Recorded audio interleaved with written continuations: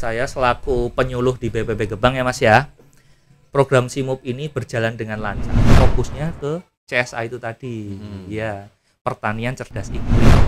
Dengan adanya hemat air, petani sebelah utara kebagian air jadi bisa melaksanakan pertanaman padi. Gitu Mas.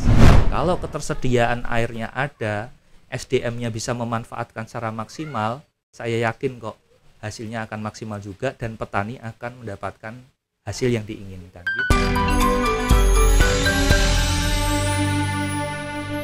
Selamat siang Mas Danu. Selamat siang Mas.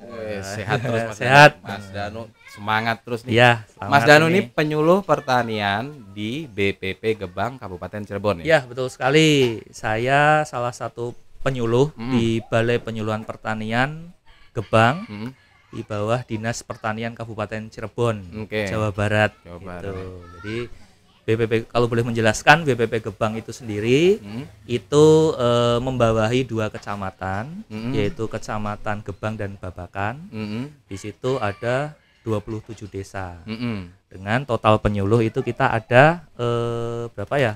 Ada 16 penyuluh. 16 penyuluh. Kalau Mas sendiri berapa wilayah binaannya? Saya ada 2 desa. 2 desa. Iya, itu di Desa Karangwangun dan Pakusamben, Kecamatan Babakan gitu. Jadi sama petaninya kenal semua tuh? Ya pasti harus gitu. Karena kan penyuluh itu ada sistem kerjanya yang namanya laku, latihan dan kunjungan. Nah, latihan itu sendiri kita ada pelatihan rutin di BPP, kadang narasumber ada dari Dinas Pertanian Kabupaten, kadang juga kita ada pelatihan mandiri Mas. Itu untuk yang latihannya. Kalau untuk kunjungan, karena kita ada 5 hari kerja, dikurangi tadi latihan, ada 3 hari untuk kunjungan dan 1 hari untuk administrasi. Nah, kunjungan itu sendiri adalah sudah menjadi tugas kami sebagai penyuluh untuk mendampingi petani dalam berusaha tani. Tujuannya agar PSK-nya, perilaku, sikap dan keterampilannya itu bisa berubah menuju ke arah yang lebih baik. Oh gitu. Hasil akhirnya otomatis produksi meningkat, harapannya kesejahteraan petani semakin baik. Seperti itu Mas. Ya. Kalau petani milenialnya ada nggak Mas kalau di wilayah binaannya Mas Danu? Kalau di wilayah binaan saya banyak Mas. Banyak? Iya, banyak petani milenial. Kebetulan sekali ini sinkron dengan program dari Dinas Pertanian. Ada yang namanya pembentukan Taruna Tani. Pembentukan Taruna Tani. Iya, Taruna Tani itu diisi oleh petani-petani milenial dengan rentang umur 19 sampai 39 tahun yang terjun di dunia pertanian. Nah, itu kalau di wilayah binaan saya sendiri ada banyak gitu, dan kalau secara umum di BPP Gebang banyak juga. Regenerasi sudah ada, tinggal kita buat untuk wadahnya itu tadi. Kalau petani milenial itu dia tertariknya di komoditas apa biasanya? Kalau mayoritas itu di pertaniannya ada, di hampir rata sih Mas. Di peternakannya juga ada. Oke. Itu ada. Kalau gitu. Di pertaniannya biasanya di komoditasnya? Pertanian kita hampir rata, ada di padi, jagung manis dan bawang merah sesuai dengan komoditas unggulan BPP Gebang itu ada 3 itu tadi. Oh iya. Itu jadi di tiap-tiap komoditas kita ada regenerasi lah untuk petani. Gitu. Karena seperti diketahui kan kalau petani-petani yang sekarang itu kan umurnya udah sepuh-sepuh ya. Nah, berita baiknya regenerasi jalan di sini. Jalan nih Mas. Itu ya, tinggal kita menyiapkan wadahnya, membina, harapannya nanti bisa lebih baik ke depannya. Gitu ya Mas. Mas Danu, sorry. Mas Danu asli dari sini? Kalau saya sendiri pribadi asli dari Semarang. Saya produk samping provinsi sebelah itu Mas itu. Saya masuk ke sini itu tahun 2010 Mas. Jadi ya baru 11 tahun lah saya di sini gitu. Dan saya belum pernah pindah-pindah untuk wilayah kerjanya masih di BPP Gebang itu sendiri. Gitu Mas. Mas, pernah punya nggak pengalaman unik jadi penyuluh? Kalau pengalaman unik sih banyak ya Mas ya. Karena sebenarnya yang namanya penyuluh itu kasarannya itu tidak punya jam kerja, tidak punya hari kerja. Iya, siang malam. Iya betul, harus gampangnya harus berangkat lah gampangnya gitu. Ketika petani butuh Pak, ini mau ada pertemuan, entah itu malam, entah itu hari libur, kita tetap harus berangkat. Tapi kembali ke tadi ke petani milenial, dengan adanya kemajuan teknologi mungkin kita bisa bertukar informasi melalui teknologi yang ada sekarang. Contoh gampangnya melalui WhatsApp atau melalui telepon dan sebagainya. Gitu Mas. Jadi agak terbantulah dengan adanya petani milenial gitu. Mas, ini ngomong-ngomong kita kan di saung ya? Iya benar. Saung mana nih Mas? Nah ini Mas, ini saung namanya saung Kula Sedanten. Saung Ula Sedanten. Kula Sedanten. Ya, ini saung dari inisiatif petani-petani ini ada di Desa Kudu Keras. Desa Kudu Keras. Jadi petani di Desa Kudu Keras itu sadar akan fungsi dan manfaat penyuluhan. Mereka berembuk untuk membuat suatu tempat pertemuan yang nyaman, dalam artian walaupun di sawah tapi nyaman gitu ya. Makanya mereka membangun saung seperti ini.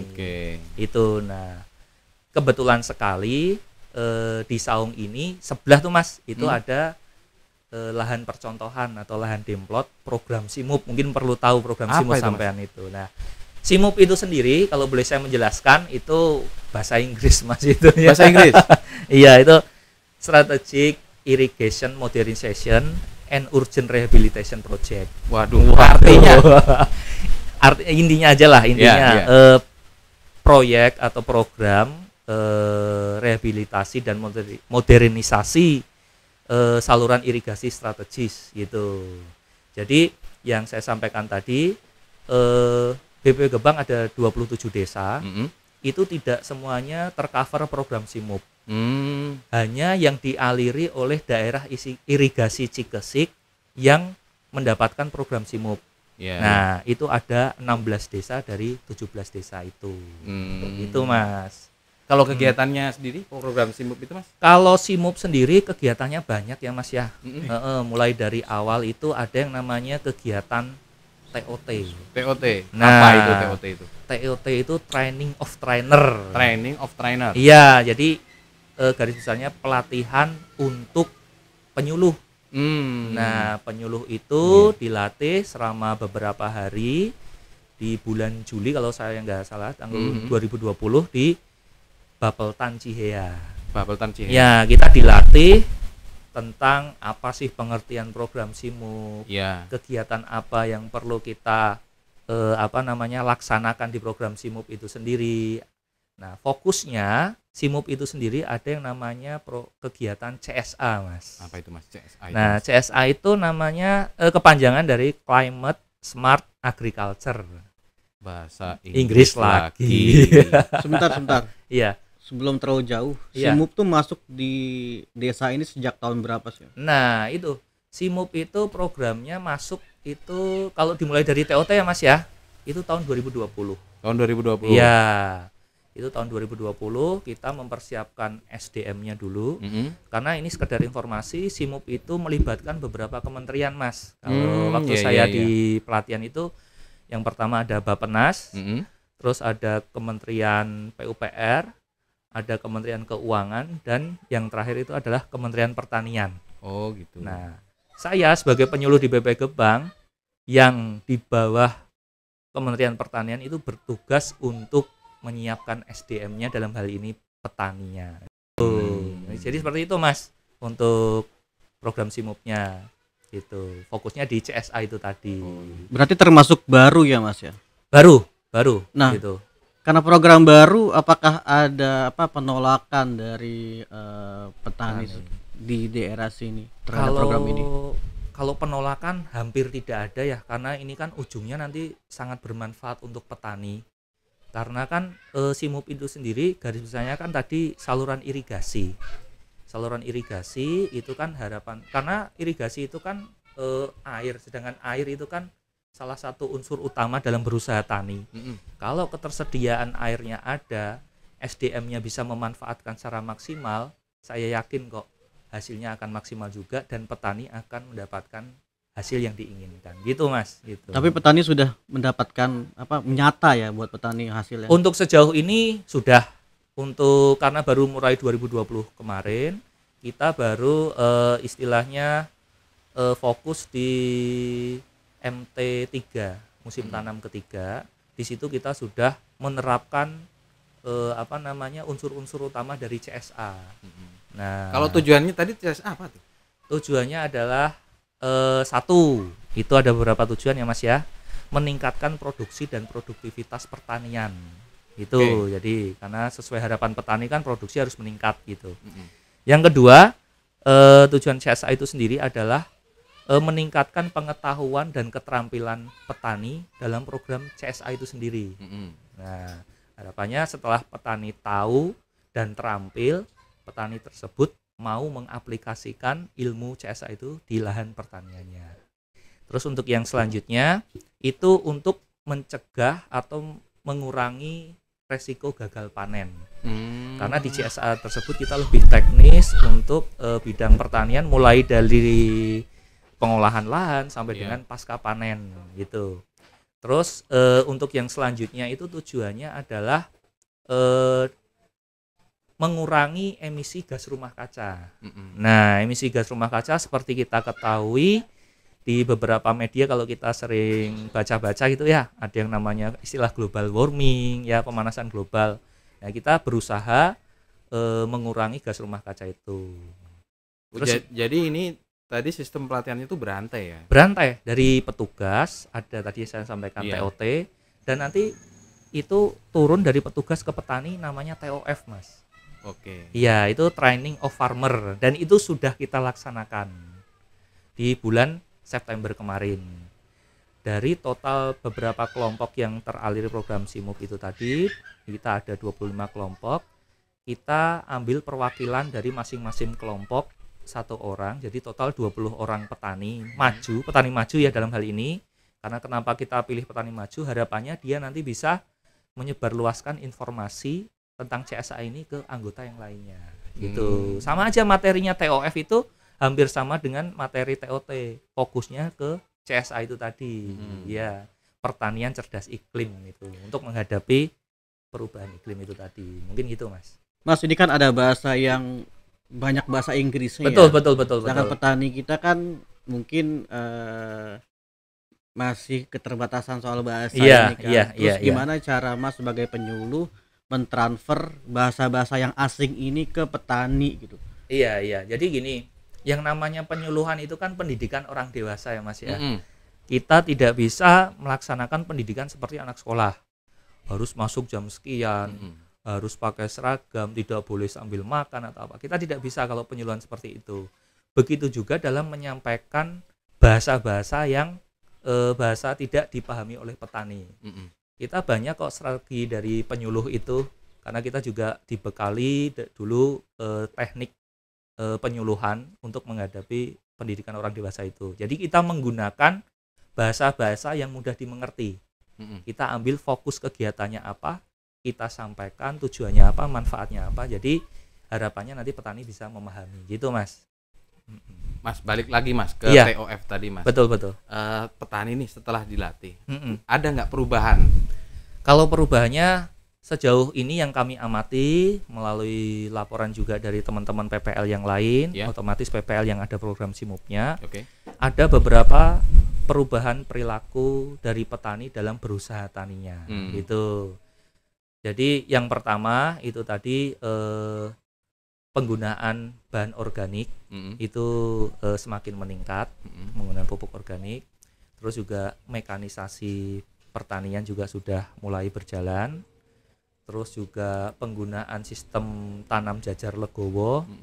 Ya kalau dijelaskan sih masih banyak lah Mas itunya. Jadi memang harapan penyuluh itu satu paket teknologi, harapannya ya pengennya petani melaksanakan semua. Tapi kan yang namanya petani itu kan gampangannya gini, mereka pengen lihat buktinya dulu. Bukti benar nggak teknologi yang dihasilkan, bermanfaat tidak. Kalau sudah bermanfaat, sudah menghasilkan, petani baru mau menyerap teknologi tersebut. Kami sebagai penyuluh, satu teknologi yang sudah dilaksanakan kami sudah sangat bersyukur. Dan kami yakin dimulai dari satu teknologi tersebut, karena sudah merasakan manfaatnya, petani pasti nanti akan mau menerima teknologi-teknologi yang lain gitu. Nah, kembali ke petani. Kalau dari segi Ya. produktivitasnya? Ada Kalau peningkatan? produktivitas ada peningkatan. Heeh. Untuk rata-rata kebetulan kemarin ada yang sudah panen di 2 desa. Mm-mm. Itu di wilayah Gebang itu ada Desa Kalimekar dan Gebang Ilir. Mm. Itu sebelum kita mengadopsi teknologi CSA, Mm-mm. itu rata-rata produktivitas itu untuk gabah kering giling itu 6,5 ton per hektar. Dan setelah adanya program CSA ini melalui parameter teknologi yang saya sampaikan tadi, ada peningkatan menjadi 6,8 ton per hektar. Oke. Iya, jadi ada peningkatan 0,3 ton per hektar. Berarti ada Gitu. peningkatan Ada. produktivitas ini ya. Dan perlu saya sampaikan lagi, selain peningkatan produktivitas, ada berita gembira lagi, kita ada penambahan jumlah areal tanam. Nah, itu hubungannya dengan indeks pertanaman atau IP. Iya. Sebagai contoh, kalau umpamanya Mas tadi lewat di Pantura, Mm-mm. itu di samping Pantura dulu itu tanaman cuman 2 kali Mas padi. Sekarang bisa 3 kali. Karena kenapa? Teknologi di sebelah selatan wilayah kami itu sudah hemat air. Mm-mm. Dengan adanya hemat air, petani sebelah utara kebagian air, jadi bisa melaksanakan pertanaman padi. Gitu Mas. Jadi intinya seperti itu. Oke. Kalau ada nggak Mas teknologi-teknologi yang spesifik yang diterapkan di pelatihan TOF? Nah, untuk teknologi-teknologi spesifik seperti saya sampaikan tadi, mulai dari pengolahan lahan sampai dengan pasca panen itu ada semua. Oke. Kita mulai untuk pengolahan lahan. Mm-mm. Pengolahan lahan kita mengarahkan teknologi penggunaan alsintan, Mm-mm. alat mesin pertanian, itu mulai dari pengolahan lahan, pembajakan dan sebagainya sampai siap tanam. Mm-mm. Oke. Terus juga ada yang namanya penggunaan pupuk dasar. Pupuk dasar. Nah, karena sejauh ini petani itu masih sebelum ada CSA ya, Mm-mm. itu masih menghiraukan kegunaan pupuk dasar Mas. Mm. Karena pemahaman petani belum ada tanamannya kok udah pupuk Iya. gitu ya. Jadi dengan adanya CSA ini, kesadaran petani untuk melaksanakan pemupukan dasar sudah ada sedikit perubahan. Nah, pemupukan dasar ini kami tidak sembarangan dalam menentukan dosis. Kami menggunakan Iya. alat yang namanya PUTS, perangkat uji tanah sawah. Iya. Nah, kebetulan dari kabupaten itu pihak Dinas Pertanian Kabupaten mensupport kami alat-alat untuk uji tanah tersebut, dan itu kami manfaatkan secara maksimal untuk penghitungan kebutuhan pupuk dasar petani. Itu Mas. Mungkin untuk teknologi yang lainnya mulai dari persiapan benih, seed treatment dan sebagainya. Terus juga pas ada tanamannya itu pemupukan kita menggunakan BWD, bagan warna daun gitu. Jadi berdasarkan kondisi yang ada di lapangan. Kalau untuk pasca panennya hampir sama seperti yang di pengolahan lahan, kita sudah menggunakan combine harvester. Combine harvester. Iya, jadi menggunakan yang gede itu Mas, Iya. alat panen yang Untuk gede alat itu. panen. Iya, itu memang sangat menghemat tenaga, menghemat modal dan sebagainya. Gitu. Jadi garis besarnya seperti itu Mas. Berarti memang SIMUP ini diterima ya sama Sangat, petani di sini ya. iya, sangat diterima oleh petani karena petani bisa merasakan manfaatnya langsung gitu. Oke, Gitu. bener, banyak banget nih yang bisa kita gali nih di sini dengan Mas Danu, ceritanya banyak banget. Iya. Ilmunya banyak banget nih, benar. Iya, karena kita juga melaksanakan langsung, berkomunikasi, berinteraksi dengan petani secara langsung. Sebagai contoh seperti Demplot yang ada di dekat sini, di dekat Saung ini juga kan, kita juga ada beberapa kegiatan. Selain tadi SIMUP itu ada TOT, TOF, ini saya jelaskan ada yang namanya Demplot Mas. Demplot itu tujuannya biar petani lebih percaya bahwasanya teknologi CSA itu ada nilai baiknya, ada hasil yang memuaskan yang jadi harapan petani.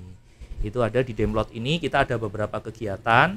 Kita ada beberapa pertemuan, kita ada 6 kali pertemuan. 6 kali pertemuan. Iya, jadi petani alumni TOF tadi setelah dilatih di BPP, kita adakan pertemuan sebanyak 6 kali di saung tani ini.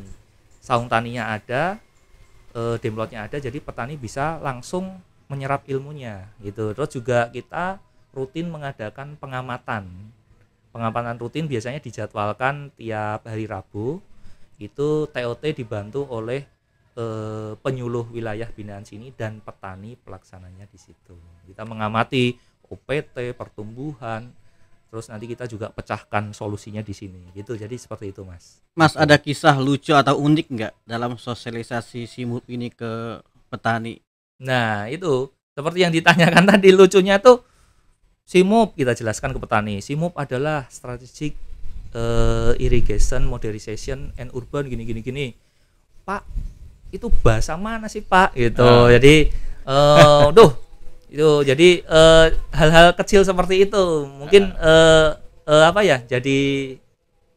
jadi dinamika kami dalam melaksanakan kegiatan penyuluhan ya, lucunya seperti itu. Jadi pemahaman tentang bahasa-bahasa asing masih kurang untuk petani kami gitu. Jadi itu lucunya di situ, Mas. Itu. Harapan Bapak sebagai harapan Mas Nis kedepannya seperti apa nih program SIMUP? Program SIMUP harapan kedepannya, saya selaku penyuluh di BPP Gebang ya, Mas ya.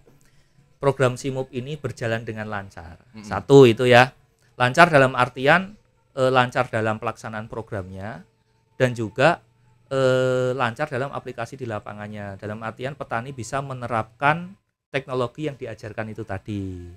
Harapan yang kedua, kesejahteraan petani. Kami kembali ke tujuan akhir kami adalah kesejahteraan petani. Harus meningkat.